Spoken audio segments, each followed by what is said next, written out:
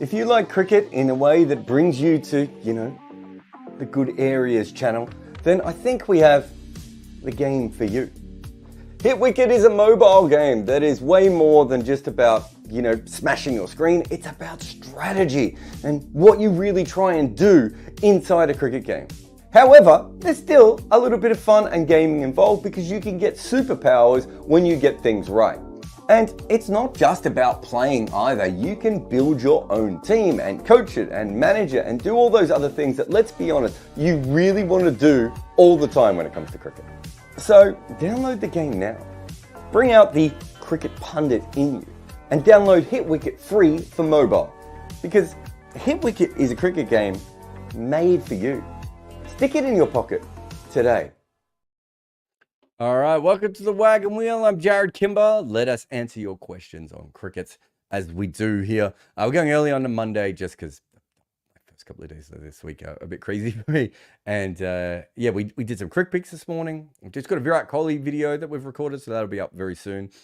Bayram's been around, so we've got a new series called Stupid Cricket. So there's a lot coming up, and a lot of it is being recorded at the moment, or everything else. So we're going a little bit early with Wagon Wheel. So thank you to everyone who's coming over, who's a bit shocked. Remember, if you want to ask a question, patreon.com/Jarrod Kimber is the best way to ask them early. You can sign up as a member there and ask your questions. And that's also where you can find my book, which is Overthrowing Cricket's Empire.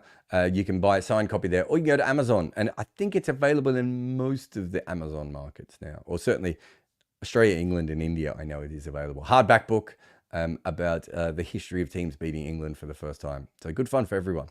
Lots of England cricketers in as well. So it's for the England audience and for everyone who doesn't like England. All the way from W.G. Grace through to Rashid Khan, that one. All right. And if you want to ask questions on the chat here, the best way is via Super Chat. But any questions or any comments below, if I see them, I can try and pick them up as well. But let's start with the Patreon questions. Ben says, historically, to what degree could class and the class system be a barrier to cricketing success? For example, if a world-class batter was born in the slummiest slums of Manchester in 1908, would they still have a chance to make it internationally, or was there a higher chance we would never have heard of them? So generally, Ben, what we know about class and cricket is that it does affect batting. So there doesn't seem to be as many sort of Basil D'Oliveira stories, I suppose you would say, which is players without the access to, really high equipment, really high training conditions, net bowlers, nets, whatever you may call it, really do struggle to come through. So with bowlers, it's probably not as big a deal, which is why we have so many bowlers, Sri Lanka and Pakistan, famous for finding bowlers kind of anywhere, right? And suddenly they have a bowler in their side, and they sort of come from anywhere. But we did an episode a long time ago. Dan Gallant, I think it was Dan, about why there aren't as many black batters in South Africa as anywhere else, and a lot of it is just to do with conditions.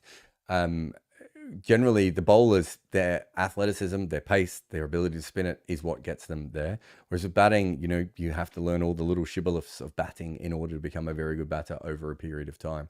So it's a very, very different kind of game, I think, from that perspective. But yes, class, it doesn't really matter where you're from or at what different situation. There's always going to be a chance of that. But we've had players break through those barriers as well, and players who don't come from particularly great backgrounds and still do that. But like anything else in life, it's harder. 1908 Manchester, I would have to go back and kind of think of how that would work from that point of view. I do think there was certainly an element of players who there's certainly an element of players who, once they had good professional skills, that they would get found. But the question really is how many players were lost, right? So we know that some broke through and some made it successful, but how many players didn't even get the opportunity to get to that level? So yeah, if you're a great batter and you could prove you're a great batter, you would get a professional contract in 1908 Manchester, right? As a professional batter. It's tougher than being an amateur, but still there's an opportunity there. The issue is, how do you develop as a great batter when you don't have all the other access? And that's when it comes down to it. If you look at Grace, Ranji, you know, two of the early great batters, William Ward, a lot of the great early batters did come from high class and had access. Like Ranji and Grace, basically, well, Grace had like a built-in cricket family and great coaching, and Ranji could afford great coaching. Like, that's a huge advantage. Graham says, you've mentioned in the past that you originally wanted to be a screenwriter. If you could pick one story from the history of cricket to turn into a feature-length movie, what would it be? And who is your dream director style? Always thought it would be great to, there could be a great film about Basil D'Oliveira in the style of Aaron Sorkin. I would love to do Basil D'Oliveira. It's kind of ridiculous that no one's made a movie on Basil D'Oliveira. And I hoped when we did our podcast series, which actually got a little bit of traction, that something would happen. And we made a video on it on YouTube as well. And for some reason, it just doesn't seem to quite, it can't get the money that it should. Obviously, the Bob Woolmer story, I think, is absolutely incredible as well. And I think that's certainly one that would be very good in the movie. You know, I still one day want to write the big book about the 4 South African leg spinners. I'm not sure if that's a movie, but I kind of, with all the different war elements and everything else, there is certainly, it's a very cinematic story. Yeah, I'm trying to think about some of the other parts. Yeah, there's probably so many. I know I have a list somewhere of documentaries. I think when they did 30 for 30, ESPN asked me to come up with 10 documentary ideas on cricket. And if I remember, they only did one. They did the Sachin documentary, which bombed. And I reckon I would have somewhere in my notes the 10 documentaries that I thought should be made. And if they're documentaries, most of all, I would also like to make them as feature films. You know, the story I wrote about Archie, the Afghanistani refugee cricketer, I talked to, you know, major film producers about that, and we couldn't quite get that to work as a story. I'm trying to think of any of the others that I've worked on specifically.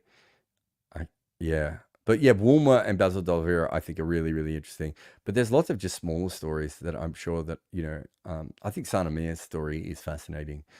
Would be another one that I'd be really interested in. There's some really interesting cricketers that, like, I suppose the proper movie on Imran Khan would be fascinating, right? Like, of going through his life, would certainly be another one. So yeah, there's so many. As far as style, you know, I kind of think of the story first and then work out of how to tell it later. The Aaron Sorkin Basil D'Oliveira is really, really interesting.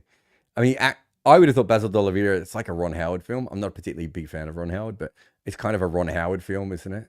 But you'd kind of want that sort of a director to come in and do it. But that's a fascinating question. But yeah, I think the answer is, I've probably got about 30 stories that I would like to make. But yeah,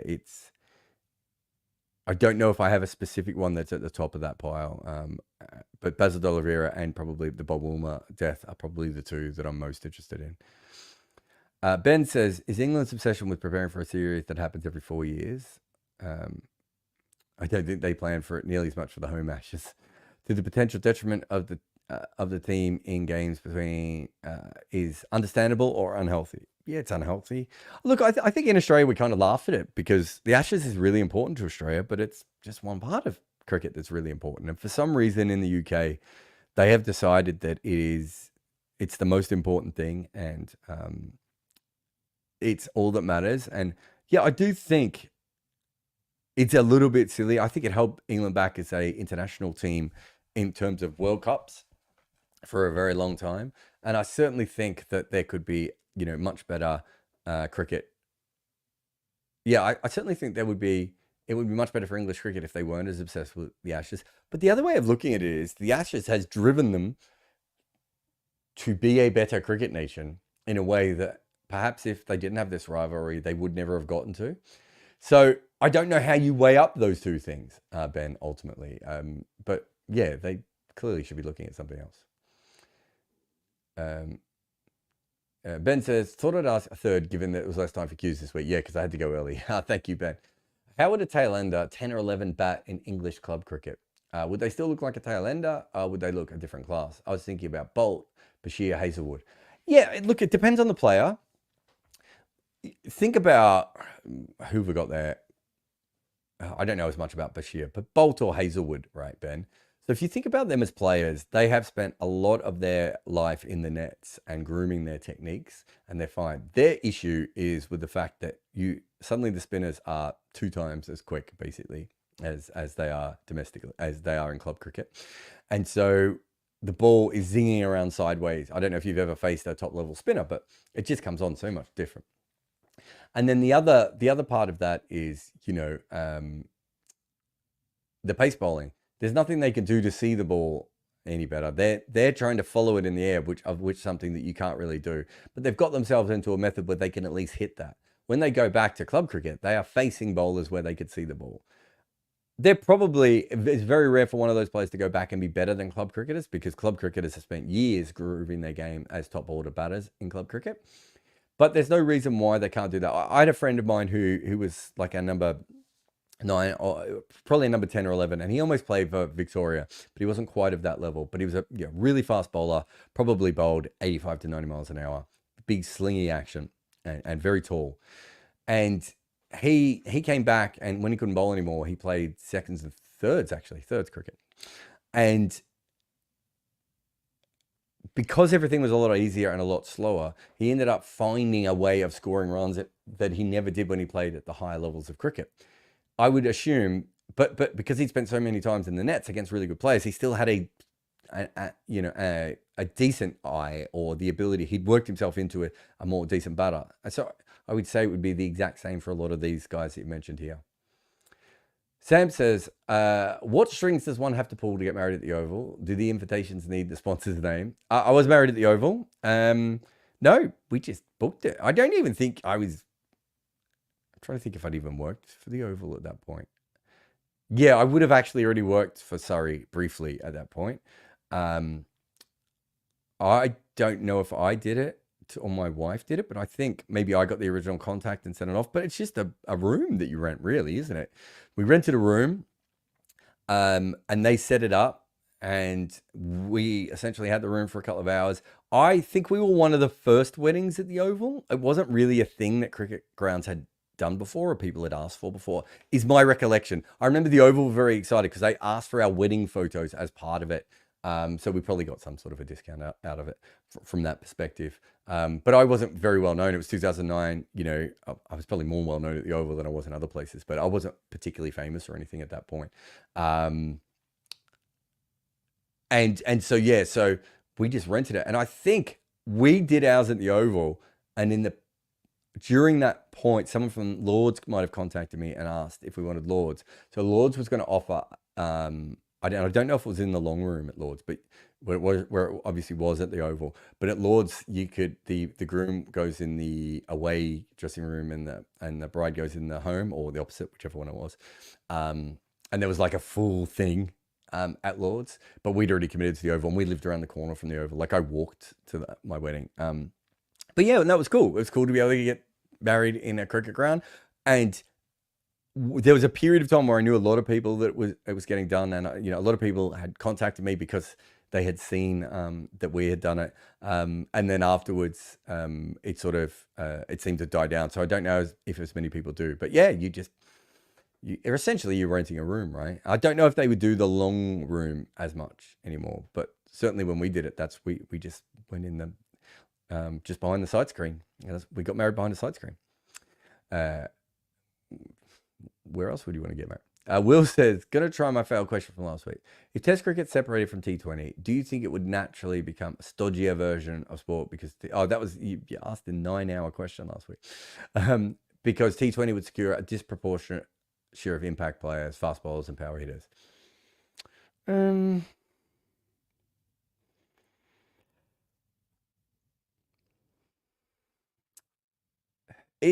I suppose it depends on how successful Test cricket is in this case. if Test cricket separates from T20 cricket and the money on offer is still really, really high, you will get some impact players who will pick it because they might be better at it than T20 cricket. Like there are plenty of people who are fast bowlers who aren't particularly good at T20 cricket, right? And there are plenty of people who score very quickly in in Test match cricket who don't score very quickly when they're playing limited overs. So I do think there is certainly an element there of you will get some of those, but I think it will change. I think you will get probably more Chris Rogers type players. Like, my memory of Chris Rogers was when Big Bash was on, he would go to New Zealand and play first-class cricket or would play club cricket somewhere or whatever. So you would get a lot more players like him who are not powerful players that would come in. But if it becomes a sport on its own, I still think it will get some of those players. So, and if it makes money, I suppose is the most important thing. So you might be right, you might be wrong from that point of view. I'm not 100% sure on that one. Let's take a quick break here on the Wagon Wheel, and we'll be back in a few moments with more of this kind of thing. I have a book out with Abhishek Mukherjee, and it is called Overthrowing Cricket's Empire. And it's about the stories of how each team beat England for the first time. We go all the way back to the demon Fred Spofforth getting annoyed at W.G. Grace for acting a little bit like Alex Carey. And then we come all the way to present times with Rashid Khan's England's redemption. We cover every single team to beat England in a major international, but we also talk about the incredible stories, like the barefoot basher from Fiji that almost played for New Zealand. In fact, this book is full of tales like that, like how Pakistan lost a top batter after he was on the run from an angry husband of a movie star he was having an affair with, and also how one future captain of his nation realised he might have to go out and bat at Lords and that he didn't own his own pads. Cricket was used as a tool by the Empire, but what happens when those nations grow up and get good at it? Find Overthrowing Cricket's Empire on Amazon today. Welcome back to Wagon Wheel. Oh, got the wrong question up. Not a great start. Yeah, but I'm Jarrod Kimber. This is still Wagon Wheel. All these things are true. Ubik says, which players from a top 6 nation would have the most impact playing for another top 6 nation? Oh my God. You basically, if you're being honest, you're looking at players who don't make much of an impact at their country, right? So, I don't know. At the moment, Bairstow would probably walk into some players in other countries and would be quite a handy person to have a counter-attacking guy who can bat 5, 6, 7, and can keep wickets for you, and can give you, more impact there. Sam Curran is probably another player who would really help some of those smaller nations. Someone like Ollie Stone, Jai Richardson. Spencer Johnson, random fast bowlers. I'm sure there's a bunch probably from South Africa as well that would shore up some of those teams. And then, Bangladesh has better seam bowling now than they've had before, but they would be pretty happy with one of those, right? And Akshar Patel will walk into most teams in the world, right? But certainly if he was playing for, I don't know, maybe Sri Lanka's the wrong answer, but Akshar Patel would be really important for the West Indies, wouldn't he? De Silva at 6, Holder at 7, Akshar at 8, or Akshar at 6, however you wanted to put that together. Suddenly really changes the selections that West Indies can do. So yeah, I think, there are lots of players who could make a big impact for some of those teams. Some of those smaller teams just need strike bowlers. So there are probably backup strike bowlers in the main 6 teams that could be used by other nations as well. Sam says, you often discuss issues in cricket which are very present in other sports. Which are very present? Yeah. I.e., there's too much gambling and fixing player board, club country relationships. Why is there such thematic journalism in sport where a specific topic is analyzed across sport? So I think the main reason for this is over the last couple of years, Sam, that traditionally you had general sports writers. So if you go back, pretty much every country outside of England would have had their sports writers be cross sports. So you would have someone like Greg Baum in Australia who does Aussie rules and does cricket, right? A lot of the Australian journalists also do rugby league and rugby union sometimes as well, and Aussie rules, right? In New Zealand, you would have rugby union and cricket writers all together, and you would have general sports writers in some of those places as well. England had general sports writers as well, but cricket was so big that cricket had its own. But in India, you have, lots of great sports writers who covered multiple sports, right? And that was the model. So back in those days, you had much more of these articles. But the thing is now that this is the specialist era, right? So I had the choice in 2015 of whether I wanted to work for Cricket Info 100% of the time, or whether I wanted to do 50% cricket and 50% basketball.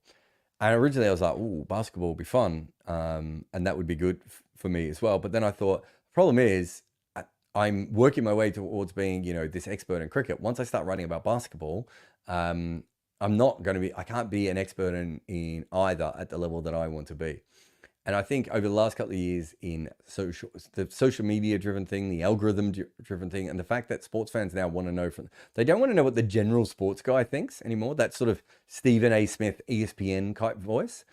Because Stephen A. Smith who cares what he thinks about the NFL or Shannon Sharp thinks about basketball, right? It's they're covering like 4 or 5 sports. And so that has gone out. I think there will be a leaning back towards that. I personally would love to write about all sports. And when I started my Substack, that was the idea. But I just couldn't get any traction on the non-cricket pieces at all. And essentially it was a business. We had a podcast, myself, or not a podcast, a radio show on TalkSport, myself and John Norman, which was one, it was called The Dive, and it was one big topic every week about sport. And generally every episode would be probably a combination. So the sort of stuff that you're talking about, about corruption. I think we did an episode about corruption. We did an episode about drugs. We did a few different dives into these different topics. Quite often they were multi-sport. So you'd get a boxing person in, basketball person in, football person, whoever that may be. So we had a few of those sorts of things going on at that stage. And it was very, very cool. But you need the time, and you look at someone like Pablo Torre, who obviously does something like that. It's very tough, and it doesn't quite work the way that you want it to. So that's the main reason, I think. But I do think there will be a movement back. I think there was too much sports writing that was done by people who weren't really focusing on the games and were just looking for narratives, and it became very bad. And so the natural reaction to that was this whole analytics, and not just analytics, but people being hyper specialized in stuff. But there are broader themes across all sports, as you say, that can do that. I would still love to go back and, if me and John can ever work out how to do the dive again, or if I can work out how to bring it up on my own, it's something that I really want to do. And, I have other interests, obviously, outside of cricket, but also in general sport. I think there's lots of cool things to be able to be covered, but I'm probably not quite at the level that I can launch all that sort of stuff. If we get to 200,000 or 300,000 followers, perhaps, we can get to that level on, right across the board. And we're probably at 150,000 at the moment. And we can start to look at doing all those sorts of things in the future. But it's not how you're rewarded at the moment, which is a real shame. I look at someone like John Boyce or Wright Thompson, who do brilliant work across sports. If you do it properly, it's still a very good thing, but it's not really how the system works. Will says, how much would the ECB offering every test playing nation a number of contracts? Every test for their developing or non-T20 players to play the county championship help rate standards in test cricket. You always come up with things, Will, that just are absolutely not going to happen. So what? ECB offering test playing nations a number of contracts, say 8 each for their developing. It would help. I don't know why it has to be the ECB. Ranji could do it, or Shield could do it as well. It's certainly, if that's what county cricket was there for, that's what you would do, but that's not what county cricket is there for, right? So it would help. The big thing with development, I think, goes back to the first question we were asked today. The big thing about developing players is the conditions that they have access to. And I do think that in a lot of these developing places, we know that the batting is quite often at a high level, but these players either take longer to develop, or they develop not quite the way that they should because of their background and everything else. So if they had the ability to have better training, better coaching, better facilities, all those sorts of things, be a professional, they would obviously go quicker. But they don't necessarily have to be in county cricket. That could be anywhere. Bloody says, with a very open batting stance, Chandrapal help against leg spin? Did Chandrapal have a comparatively good record against Warne? I'm not sure if he did have a good record against Warne, but he's a left-hander. So his foot is further away from Warne's best delivery anyway. There's a little bit about this in my book, because the two-eyed stance is a really fascinating one. And, there are some players who'll say, you say, what do you think of this batter? He's two-eyed. And that's it. That's their way of going, he wasn't any good. So batters talk about this a lot more. I think if you're open, I think Craig McMillan tried a very open stance against Warne. I want to say there was another player who did something similar. So there was a theory, especially when he was bowling around the wicket, that if you were completely two-eyed, you were looking back at it. The problem is that when you change your technique just for Shane Warne, you're in a situation where you're not an expert in that technique. So there's still other problems there.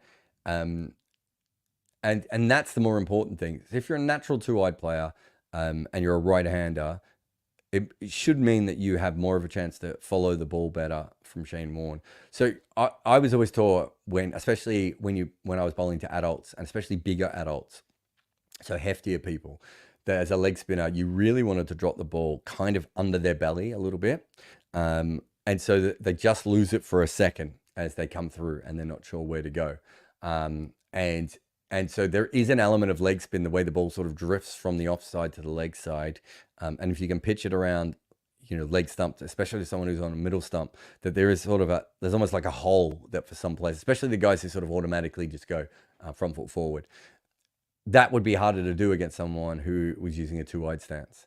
But I'm not sure it's that big of an advantage. But maybe Craig McMillan's the best one to answer that. Ali says, Lara mentioned that he wasn't as technically sound as Sangakkara. Does that surprise you? No, he wasn't. I don't think. Very few people have talked about Lara as being technically sound. That's not the thing. The backlift is obviously a bit of a problem. He starts moving across the stumps quite a bit. I'll say mid to late 90s. He gets trapped on the crease a little bit. He opened the face probably a little bit too much to balls outside off stump. I think he had many technical issues. It's just that he had an incredible eye. You couldn't set fields to him because of his placement. It was very hard to bowl spin to him unless you were a very quick spinner. And he was brilliant against pace bowling as well. Kumar Sangakkara is probably a better technician than Lara, but can't take the game away from you as quickly. And you probably feel like you can bowl to Kumar Sangakkara and at least keep a lid on him for a little while. That was one thing I noticed a lot right with the book, whereas people would say something like, I think it was Ian Chappell compared Barry Richards to Graham Pollock, and he was, so nice about both of those players. He said, but the thing was with Graham Pollock, you felt like sometimes you could bowl to him in a way that you could slow him down, or just he wouldn't get away from you. Whereas Barry Richards, it felt like there wasn't a place to bowl to Barry Richards. So I think that's a very big difference. Bloody says, how do umpires prepare for new stadiums that they haven't visited before? Do they check the Hawkeye data to see what the bounce is normally? Like watch lots of video archive. Also, did they prepare between the 90s and 2000s when we had no home umpires anymore and there still wasn't official DRS implementation? The way that umpires do it, I believe, is the same now as it was forever, which is the really good umpires go into the nets. And they go into the nets of that game, of that ground. Nets aren't exactly like for like, but they give you a good idea of the pace of the wicket, the bounce of the wicket, the sideways deviation, all those sorts of things of what you're likely to get. So you go in the nets and you do that. I haven't heard of any umpires getting anything further than that. I'm not saying that they don't, but from what I'm aware, they don't really do that. They just go in the nets, and that gives them the information that they've always had. Anyway, another quick break here on Wagon Wheel. I am Jarrod Kimber. You might want to go on the attack against trolls of your favorite player, but to do that, you need a good defense, and we choose NordVPN. They are our protection against cyber cutters or when some board has geo-blocked a great clip. NordVPN will help you get through the straight bat of any rights restrictions so that you can watch all the cricket you want. We aren't always happy with the pitches that we're on. Sometimes we just need a change. NordVPN can drop in a new surface to your location so that your IP address is always ready to score. So if you need to get around the internet's rules, select NordVPN. And so they can do things like help you watch a game on a cheaper stream in another country. So give NordVPN the ball and let them penetrate the vast internet issues you might have. So if you need a VPN, certainly go Nord. Use nordvpn.com/Kimber, Kimber, to get a huge discount off your NordVPN plan, plus 4 additional months for free. Also, you can receive 20 gigabytes of a Sally data voucher as well. The link to all of this is in the show notes. Protect your computer like the fastest, nastiest, scariest bowler in the world is coming for it with NordVPN today. That's nordvpn.com/Kimber. Go Nord today. All right, welcome back. Rudra says, India really went all out with attacking this World Cup, and they clearly had that plan. However, before the last World Cup, they had that plan going in and then abandoned it at the tournament. Given that this one was probably harder to bat in, why were they able to do it this time but not the previous tournament? So, I obviously talked to Roll Driver before this tournament for my book, and we were chatting about all these sorts of things. He just felt that the South Africa game and the England... He felt that the South Africa game was a bad pitch and that no one made any runs.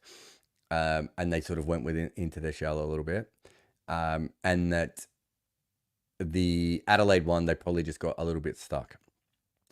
But what I was saying is, if you look at Melbourne, I think there were still elements of this kind of play at times.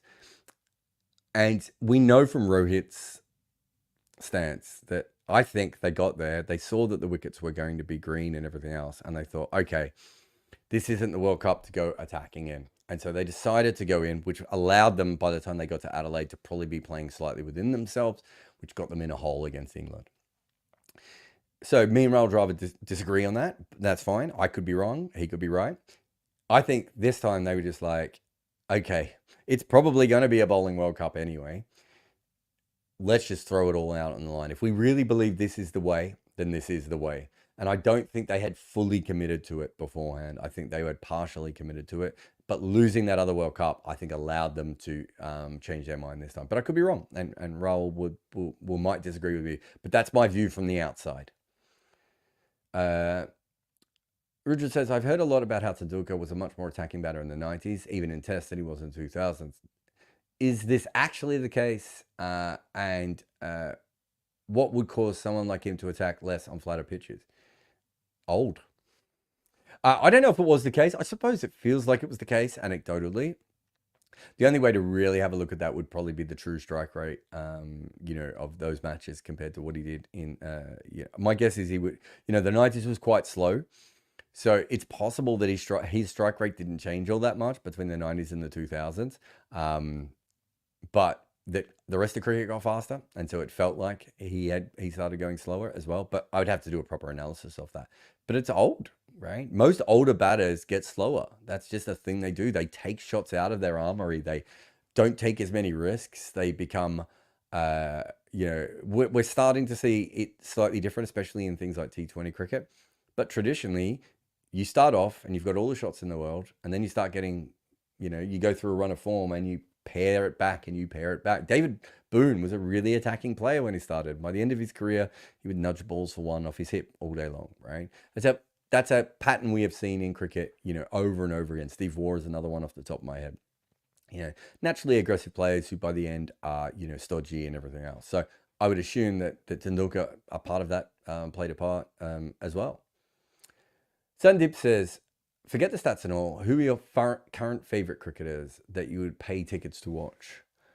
Bumrah would be one. I haven't really thought about this recently. Since McCullum went, I don't know if I've replaced McCullum with anyone like of that level. But yeah, no, Bumrah is certainly right up there. I mean, Travis Head, I don't really want to miss a ball of Travis Head at the moment. You might put Fraser McGurk in there as well. I know that's very, very recent, but he's certainly someone who, I just don't want to miss any of him. Heinrich Klaassen would be very high up there. Trying to think of other players. Yeah, I don't know if there's anyone else I don't know if there's anyone else that's kind of on those sorts of level of the. I mean, I love Kuldeep Yadav as well. And Gudakesh Modi. I'm really a huge fan of Gudakesh Modi. So I suppose that's quite a few. Am I missing some batters there? Oh, Danajay de Silva, of course, every time. Addy says, do the batters or the bowlers benefit more in terms of generic stupid stats like strike rates and averages when a league like the IPL or Big Bash increases the number of teams due to lowering the quality? Batters or bowlers benefit more? Generally, through the history of cricket, when you have a weaker league, bowlers dominate. When you have a stronger league, batters dominate. That seems to be a pattern all the way through. I don't know. Obviously, pitches play such a big part in that; it can be hard.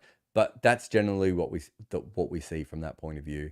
So you would think the bowlers would end up with better stats because of that. But it really depends then on the wickets, right? If you're expanding the league and all the wickets are great for batting, then you would expect the bowlers, the new bowlers who are fringe bowlers, to struggle more, and probably vice versa. So yeah, I think it probably depends a little bit more on the league from that point of view. All right, that is the end of the Wagon Wheel questions from Patreon. We will take a tiny break, and then we will come back and we will have more Wagon Wheeler with questions from the YouTube. Thanks to the kind folks at Flexispot for looking after my office and my butt by sending me their E7 Pro desk that save your favorite desk heights at a touch of a button. You don't have to crank anything. This thing just finds the height that you like and you can work. And their BS12 Pro chair that supports my posterior while I'm recording, well, this ad and all my shows. If you need great desks, especially ones that change heights or the best quality chairs, head on over to Flexispot today. Welcome back to Wagon Wheel. I'm Jarrod Kimber. Remember, you can buy my book. Oh my God, I can never point to it. There it is. Overthrowing Cricket's Empire is in hardback and out at the moment. You can find it on all the Amazons, I think, or most of the Amazons, depending on where you are. And if you want a signed copy, you can go over to Patreon and get one there as well. We've got some super chats here. Thank you to ABCD, who says, is it a myth that a team needs express fast bowlers and aggressive batting lineup to defeat Australia in Australia? India wins and Australia suggests otherwise, while England seems to persist with this mindset. I don't think you need aggressive batting, and I don't think I've ever seen anyone suggest that you need aggressive batting in Australia. There have been eras where Australia's been very good that haven't been like, not that Australia does breed aggressive batting, but there have probably been eras where they haven't had as many aggressive batters and no one really cares all that much. In terms of fast bowlers, probably less to do with fast bowlers, more to do with tall bowlers. So, you look at that 10-11 side, Bresnan, Broad, Finn, Tremlett. That's about height, right? That's what they were looking at there. That is an important thing in Australia. You certainly need taller bowlers available to you. So if you go back through the India lineups in Australia over the last, I don't know, however long period of time. So when did they start being successful? Was it 2018? So if we do 01 January 2018, does that sound right? And we do India and we do Australia. Yeah, we might get a better idea of how that, what I can think of some of the bowls. So Bumrah bowled 7 test matches in Australia. So not a tall bowler, but is fast, but gets a lot of bounce. Mohammad Shami, swing bowler, but highly skillful. Then you got Ishant Sharma. Then you had just everyone else playing, didn't you? So Siraj did well. Shami did well. And then what's Ishant Sharma? 3 matches. He did well. Shardul took wickets in his one game. Umesh. So there's a bit of pace there, isn't there? And some height at different times in that. But there's no one way to win in Australia because the Australian team isn't always the same, right? I think what England is very obsessed with is the height factor. And they also want bowlers who can bowl short balls, right? Because there is an element of Australia where you do have to just bang the ball into the pitch over a period of time. Essentially what England are really saying, though, if you drill down, is what we don't want is swing bowlers. because traditional swing bowlers don't do very well in Australia. The Kookaburra it can't handle the Australian pitches, despite the fact it was designed there. It doesn't swing for very long, so you need other skills that aren't swing bowling. That is probably true. The aggressive batting thing, I don't think I've heard that one before. Sorry. I mean, England won with Cook, Trott, and Strauss as their 3 openers. Deepak says, will we see a test great batter come from a country other than the big 3 in the future? In the last decade, Babar Azam is the only one who showed potential, but he's not developed to that level. Well, Kane Williamson, Babar Azam, AB de Villiers. Am I missing any others of recent times? Kumar Sangakkara. So we've had other batters who are really, really good at that same time. Whether any of them, I mean, Kumar was certainly the best batter in the world, and probably de Villiers was. Williamson and Bubba maybe not quite at that level, although certainly within touching distance at times. Certainly Williamson over a long period, but Bubba even over a short period, I would have thought would have been in that conversation. So yeah, I don't really see why we wouldn't. I mean, you look at the IPL, you still see so many overseas players coming in and doing well. It's not like the Indian side has completely moved on from everything else. And individuals, South Africa, Zimbabwe, New Zealand, West Indies, wherever, these are places that still have a lot of people playing cricket at a very high level, ingrained cricket knowledge, all these sorts of things being passed down to people. So you're going to get a freak athlete with a great eye and who reads the bowlers really well. I don't see any reason why we wouldn't from outside the big 3. Jugor says, as a Mumbai Indians fan, I wanted to hear your thoughts on Robin Peterson as coach. And think you seem to know him fairly well, and he might take over in the IPL since he's coaching us in the MLC and SA20. Yeah, I've spent a little bit of time talking to Robin over the years. I think where I first met him. I'm not even sure where we first met. Was he commentating and I was commentating with him? And then he had tweeted me about some stuff and we, direct messaged, and we chatted a little bit. I mean, we're not massively close or anything compared to some other people in cricket. But I certainly know him well enough to, call him up and have a chat about something if I need him to talk about something. I think he's a very smart person. I think I've heard that there are some people who think he's a bit of an operator, as in he's very good at meeting the right people and saying the right things. And I always say, well, that is like kind of part of being successful in this business as a cricket coach, because you're not guaranteed to continue to work. So him being smart and continually trying to upskill himself and meet people and develop, I think for me is a plus. But there are some people who are like, you should do it the proper way, just by being a great coach, and then hopefully one day taps you on the shoulder. I'm like, yeah, well, if I was doing that, I'd still be riding back in Melbourne and I wouldn't have had a career. So I come from the other side of things when it comes to that sort of stuff. But I do think he's very intelligent. I like the way he thinks about cricket. I find him very relatable. Obviously played cricket at the top level, made the most out of himself as a cricketer. He feels like, to me, the sort of player who's born to be a coach or a director of cricket. I think I see him more as a potential general manager, director of cricket going ahead, and not a coach. But I haven't been around him. Most of the chats we've had is probably more about other things rather than coaching directly. But I think he's a really interesting one. I don't know what the situation is with Mumbai into the future, if they're seeing him as a potential coach, but he's a very interesting one to keep your eye on. In the same way that, a couple of years ago, we were, people like me were all telling you to keep your eye on, Andrew McDonald, right? It's a similar kind of thing where you get too many people, James Foster's another one at the moment. Too many people say too many good things about these guys for them not to fall into an important job eventually, unless they do something terrible. And I think Robin's certainly in that situation. Umpire strikes back. There was an LBW against Perrin in the MLC where the umpire Erasmus waited for play to become dead naturally before giving it out. Oh, hello. Has a new umpiring protocol been implemented but not yet announced? I would say no. I would say that's probably a Major League Cricket decision, if I'm guessing. But I am only guessing, and I'm not, but I haven't noticed that. I have watched a couple of their games, but not that many. Every time I turn over, the game seems to be going completely one-sided, so I get completely bored. But I haven't noticed that yet. I'll keep an eye out, and I'll see if anyone else is mentioning it. Arco says, does anyone even play first class in the West Indies? They literally have no player averaging over 30 in their squad. What the hell is going on there? Yeah, I mean, this has been going on for about 10 or 15 years. It's funny it's taken it this long for people to notice it, whereas, people like myself and George Dobell have been writing about their lack of batting talent for a very, very long time.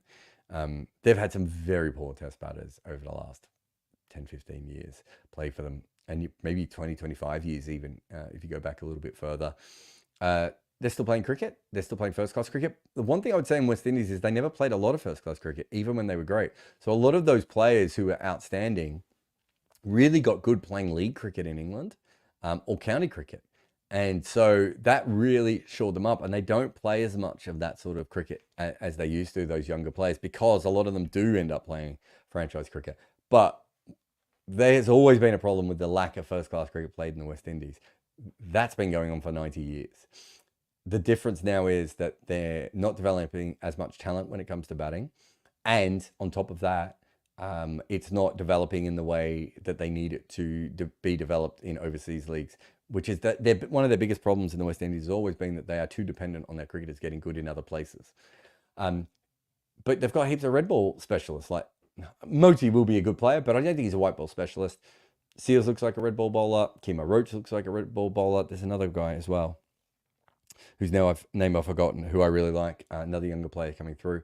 So it doesn't really make sense if they're making red ball bowlers and they're not making red ball batters, right?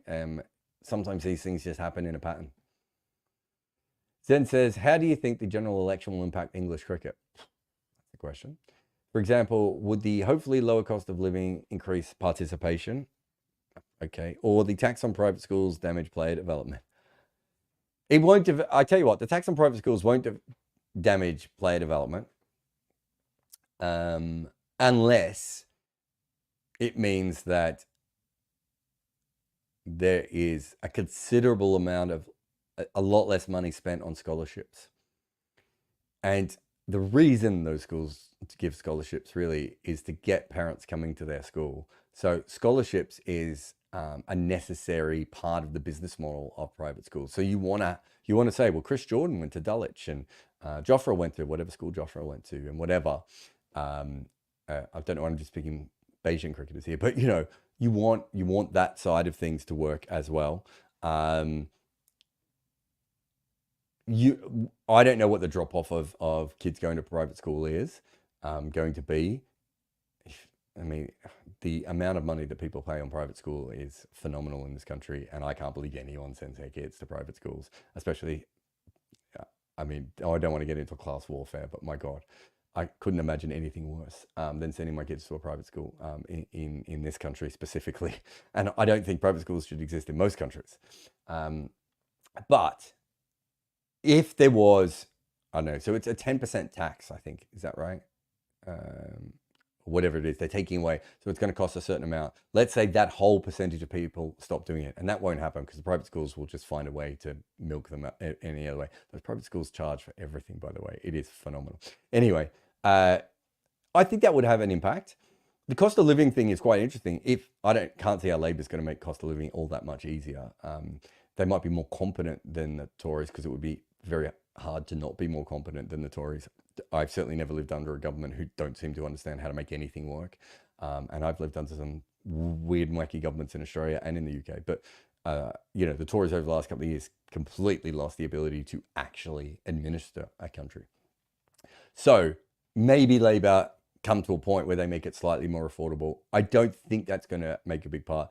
The bigger part would be if cricket has to become a state school game again, and I don't think that's on Labour's agenda. The problem with the class system in England is that if you are the Labour Party and you try and push cricket, that's seen as an upper class sport. And so they've got this sort of catch-22 situation, whereas realistically, cricket is a major part of English national identity throughout the history of England. It's a really major sport in England, even to this day. Even though it's nowhere near football, it's still a really major sport in England. And yet you can't push it without being seen as pushing something that is posh. So I don't really know how it fits in to the question you've asked, Sam. It's a fascinating one, all things considered. I think probably it doesn't have that big a difference. The other one that you're not talking about here is immigration. It'd be really interesting to see what happens with immigration into the future. You know, the Tories were so anti-immigration. The Labour Party may not be in the same way. And a lot of English cricketers, you know, come from immigrants, right? Or immigration themselves. And so that could change things as well. So it's... that might be more for Duncan than me, but I think it's a fascinating one looking into the future of what impact it could have. Redbeard says, your Indian T2011 going forward. I don't know. There's not a World Cup for like 2 years, man. I think they're going to have a change of generation, so we're going to see a lot more younger players coming through. And, you know, Jaiswal, Abhishek, Rinku will get another chance, won't he? Reddy will get a chance. I'm missing someone, aren't I? Really obvious who I like. Mike Yardard will get a chance. I think we'll just see a new generation, and they'll try some players, and maybe some of the older players will stick around for one last dance type situation as well. Indie Guy says, Australia is the best international team ever, but who is second, India or England? England has the better test win percentage. India has more World Cups. Yeah, and it's also, where do you factor West Indies into this, Indie Guy? Because they've won 4 World Cups and dominated Test cricket in a way that India and England have never done. So my son asked this question to me and Bayram the other day on the couch. It's an interesting one. I think you could still make a very good claim for West Indies. How much of England's success is prior to World War II compared to after World War II? Certainly after 1980, up until recently, England struggled for a very long time. So England now have 2 World Cup wins. So what do India have? 4 World Cup wins. So they have the same as West Indies. I thought West Indies should have won. Although West Indies and India should have won more World Cups. And then how do you compare 75 to 95 to what India and England have done in Test cricket? I think that's a really fascinating one. It wasn't like West Indies were always dreadful before that, but they certainly weren't at this level. Yeah, I'm not sure I can give you that answer. But, I mean, maybe that's a video idea in the future for who is the second best international team in cricket. Because you're probably right. And where does South Africa fit into this? Because they haven't won any World Cups. But bilaterally, my guess is they would be absolutely right up there, right? Like, but haven't won a World Cup. And I'm not going to talk about the Champions Trophy. Samit says, Jimmy's 2 decades-long career or Staines' Marshall-like figures in the best batting era. Who is the definitive pacer of this era? Well, the thing with Jimmy is his era is almost 2 eras, isn't it? So I suppose he's more definitive by the fact he goes across in that sort of Sachin style. I think Staines a better bowler and was more impactful and was more important to winning games than Jimmy Anderson. But if I was operating a cricket side tomorrow and I had the choice between the both of them, and I knew that one was going to play for 21 years, and I knew one was going to play for what, 14, 15 years? 16 years? I don't know how long Dale Steyn's career even went. It's harder to pick the Dale Steyn cricketer because that other 6 or 7 years, you need to still find another great player. Whereas with Jimmy Anderson, you don't. But then you've got to factor in the part that Jimmy Anderson wasn't really a plus bowler for all that. So you would almost have to go through, and I've never done this. In fact, I'm doing this for all the batters. And it just struck me. I've never really done it for Jimmy and Steyn. But I think what you would have to do is you would have to go through their years, or maybe even years. I'd do it in years. I think that's the fairest thing to do. You go through their years and you want to look at any years where they have a bowling average of under 30. We would call that a good bowling year. And any year that they're under 25, we would call that a great bowling year. And then count up the amount of both would be one way of looking at it. Because if Jimmy and Steyn have similar numbers on that, then the extra years you get off Jimmy aren't really that much of a plus. So I'm doing this off the top of my head, so I could be wrong. But Sachin has 18 years, I think, where he averages more than 40 in a test match calendar year. And I want to say he has 12 of those are great. So when I'm comparing him to Jack Hobbs or Len Hutton, I can actually put those numbers down and go, it isn't just that he played for 20 odd years. It's that he was plus in 18 of the 20 odd years. and Jack Hobbs was plus in this many years. So then it's a bit more difficult with Hubbs and Hutton because of the wars, but I'm not specifically rating that 100%, but that I'm just going through the general thing. That's how we looked at some of these players of, someone like Matt Hayden doesn't have that many plus years, right? So is a player who's not quite as good as Matt Hayden, who's good for 12 years, better than Matt Hayden's great 8-year career, right? Or however long it was that he dominated. That's the kind of thing, Samit, that you're looking at. So if you ask me who's the better bowler, I think it's Stain. If you ask me who you pick, that's a very different answer, I think. Ekant says, do you know of Australia's Enma Sampson? She retired at 23 to work abroad, which was impressive. Also, how common was leaving cricket pre-professional career? So I'm assuming you mean for women's cricket. If I got her name here, yeah. You've written Enma. Is it Emma? Emma Sampson? I found her. Is this her? Yeah, Emma Sampson. Was there a typo in yours? Yeah, great. Sorry. I think I did a typo when I said it out loud as well. So Emma Sampson, she played a test. She plays 30 ODIs. She averaged 24 with the ball and didn't offer all that much with the bat. So she plays when she was 18 and she leaves at 23, 24. My memory of her was she was supposed to be the next Catherine Fitzpatrick. So obviously, for those who don't know, Catherine Fitzpatrick was a fast bowler well ahead of her time. It would still be one of the fastest bowlers in women's cricket if she played today. And she plays late 80s into the 90s, maybe into early 2000s. And Emma Sampson was, if I'm remembering her correctly, was the one that they were thought might be the the next big fast bowler to take over. I don't know much more about her than that. I hadn't really thought about her in years because the Australian team gets so good after then.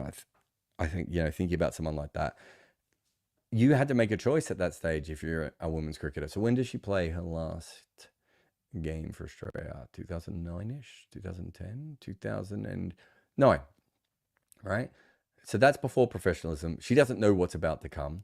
I don't know what she went on to be, to do in her life after that. So I don't really, I don't know what that next step was. She's still young enough to be playing now, realistically, or certainly within the last couple of years, she still could have been playing.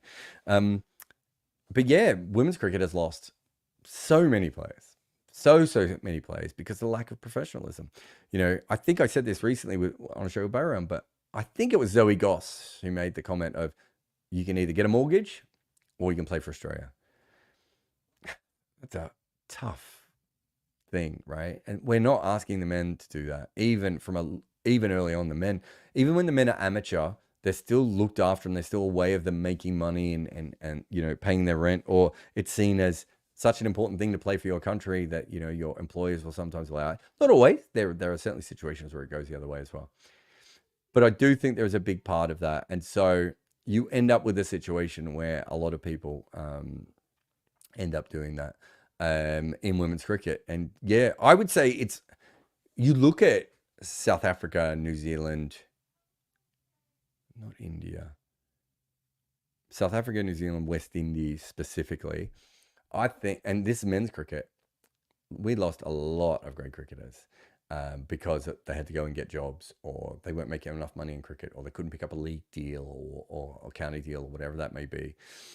Or they didn't play for their national team anymore. If you want the best players to play, you have to pay them. And I suppose Emma was a part of that. You seem to know more about it, Ekant, than I do. So maybe she went off to a high-paying job, right? We have seen cricketers. How old was Claire Taylor when she retired? I want to say she was around 30, 31, on top of the world, and she left.